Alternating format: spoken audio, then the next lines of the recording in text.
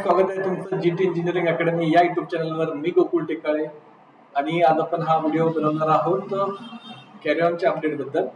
तर 8 जुलै पासून जो आंदोलन सुरू झाली, जी आपण वेगवेगळ्या पद्धतीने विद्यापीठासमोर विनंती, आवेदन, निवेदन जे काही सगळं काय आपल्याला करता आलं, त्यांना टाइम पण दिला.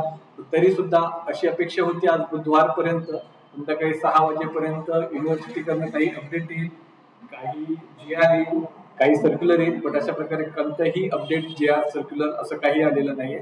So now it's high time की आपल्याला मोठ्या संख्येने उद्या विद्यापीठामध्ये जायचं आहे.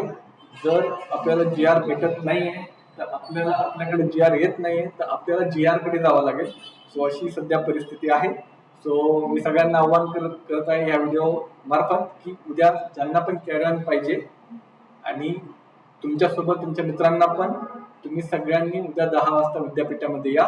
आपण त्या ठिकाणी मोठ्या संख्येने उपस्थित राहू, विद्यापीठावर दबाव टाकण्याचा प्रयत्न करू आणि जी आर घेऊनच तिथे येऊ. कारण की ऑलरेडी ते भरपूर साऱ्या दिवसापासून सकारात्मक आहेत, बट एक लास्ट पुशची गरज आहे ट्रेंड करण्यासाठी जी आर. सो तो पुश नक्कीच उद्या भेटेल अशी आशा आहे. मोठ्या संख्येने जर आपण उपस्थित राहिलो तर डेफिनेटली एक पॉझिटिव्ह रिझल्ट आपल्याला भेटेल.